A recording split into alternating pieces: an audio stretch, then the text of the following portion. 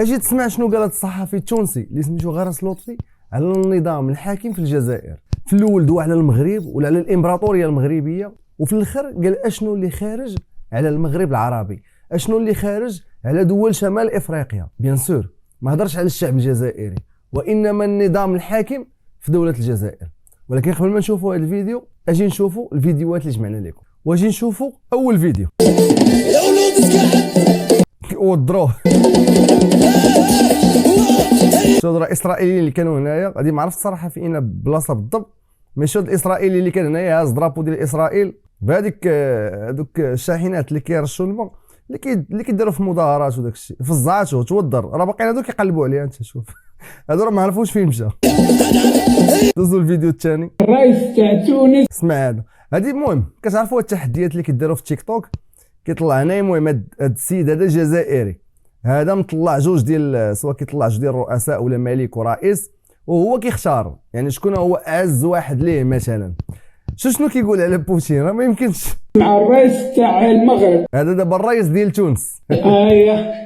بين تونس هذا والله ما عرفت. هذا يسكن في البرتغال، هذا الرئيس تاع البرتغال بالك. البرتغال تونس هذا كيف والله ما عرفت. تونس هذا ما عرفتوش. تونس هذا يبان مسلم، هذا تاع الاسلام. كيبان مسلم.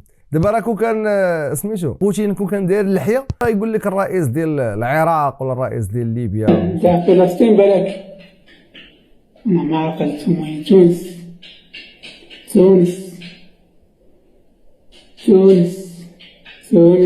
تبوني.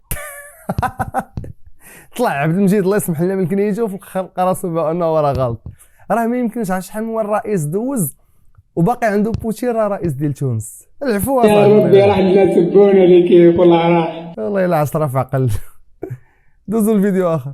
سؤالي الموجه. اسمع هاد الصحفيه هذه يامات كان تونس عندها مشاكل، كانوا عندهم مشاكل في البلاد ديالهم، كان الاقتصاد ديالهم صراحه طاح بزاف. وكانت هاد الصحفيه هذه التونسيه كانت سولات عبد المجيد قالت ليه زعما الا تونس وقفات عليكم يعني نتوما كالجزائر القوى الضريبه وداك الشيء، الا وقفنا عليكم باش تعاونونا باش يمكن لكم تعاونونا. اجي تشوفوا شنو قال لها عبد المجيد. اليكم سياده الرئيس، في هذا الوضع الاقتصادي الصعب الذي تمر به تونس، ما الذي يمكن ان تقدمه الشقيقه الكبرى الجزائر لتونس؟ ما جداش بهم، قلت لهم الشقيقه الكبرى. هي صراحه كان علاش تقول القوه الضريبه. صبر نقدروا نعاونكم بالصبر وبالدعاء. صبر.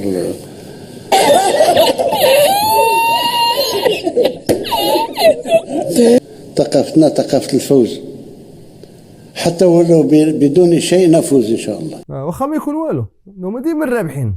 باغي نعرف انا غير شي فوز فازوا الجزائر، عطاوني غير في شي حاجه في شي مجال سواء رياضي ثقافي سياسي اللي كان.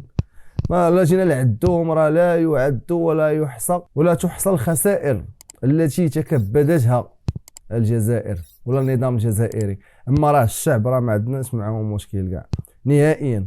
وحنا كون ما كانش والله النظام ديالكم والاعلام ديالكم كيجبدنا زعما وكيقيسنا وداك الشيء كاع ما نخرجوا ندويو. واخا حنا راه كنخرجوا والله الا راه اش دير فيكم راه ضاحكين وصافي. اما راه ما عندنا حتى شي مشكل ماشي جزائري والله الا شادين فيكم كيف ما نتوما كاينين بعض القنوات وبعض الاذاعات وبعض الفيديوهات اللي كيتلاحوا كتشدوا في المغرب. واخا نتوما كتجاوزوا كتبداو تسبوا وتعايروا وداك الشيء، حنا راه ما كنسبوا ما كنعايروا، ولكن راه شادين السون وصافي.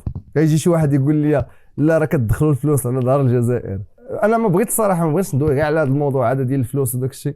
بعد هذه الباج هذه جديده ما فيهاش المونيتيزاسيون كاع باش تكونوا عارفين كندخلوا لا فلوس لا والو. غير انا كندير فيديوهات دابا 4 سنين هذه وانا كندير فيديوهات يعني صافي بقات بحال شي روتين. ضاحكين مع الناس اللي كيتفرجوا في الفيديوهات، الناس اللي مشتركين في الباج ولا في لاشين ديالنا في يوتيوب، ومهم طالقين تسرح كيف ما كيقولوا صافي. اما شي حاجه ديال المونيتيزاسيون انا دابا قلت لكم بان لا باج كاع ما مونيتيزا، يعني غا نساو ما كتدخل حتى شي حاجه، ما كتدخل حتى ريال. اكونوا هانيين. دوزوا الفيديو اخر.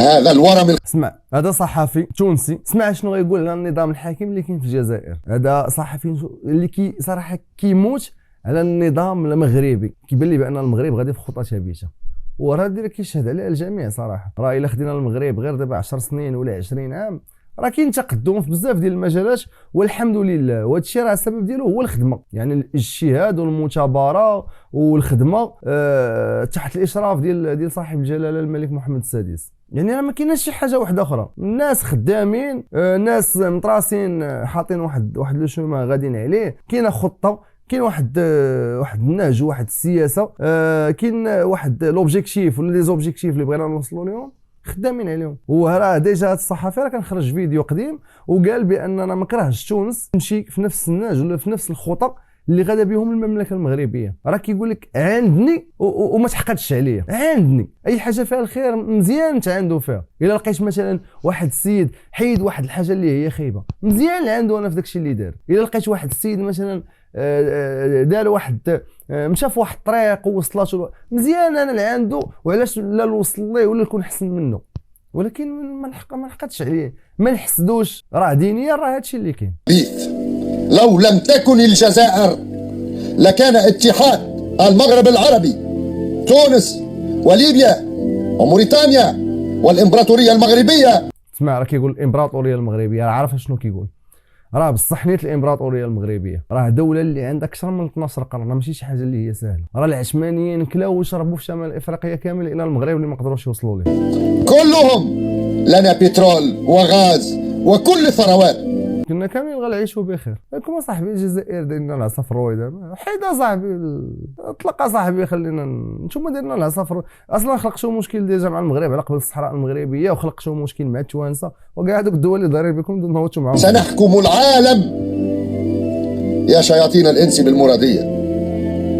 نعم، الطوابير في الجزائر التي تشاهدونها اليوم هي والله العظيم حكاني عنها والدي رحمه الله عليه وجدي منذ الستينيات، والطوابير على كل شيء، كل شيء.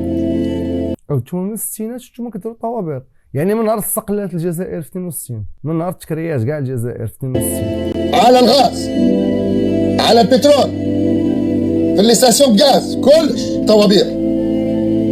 اذا ماذا تنتظر من هذه الحكومه المنقلبه؟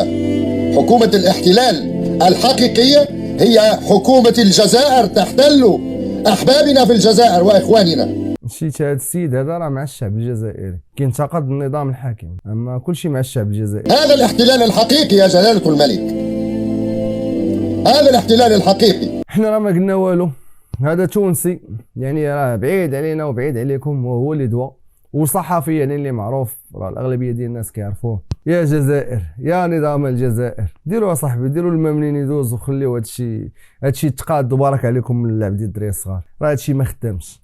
راه شحال من نهار كتمد لكم اليد من عند المغرب، شحال من حاجه، نيتنا صافيه وكنبغيو نعاونوكم، ما باغيش نتصوروا على ظهركم. وما عمرنا كنا بغينا نبانوا باننا حنا راه عاوننا الشعب الجزائري، واخا العالم كامل بان راه المغرب وقف معكم في يامات الاستعمار ديالكم، في يامات كنتو تنهكات البلاد ديال الجزائر من طرف الفرنسيين، وقفنا معكم بزاف ديال الحوايج، والتاريخ باقي كيبصم على هذا الشيء. ولا رجعتوا قلبتوا، وراه الاغلبيه ديال الناس فيكم راه عارفين هذا الشيء، ولكن بعض المرات كينكروه. فيديو ديالنا سهله، تلاقاو في فيديو اخر ان شاء الله.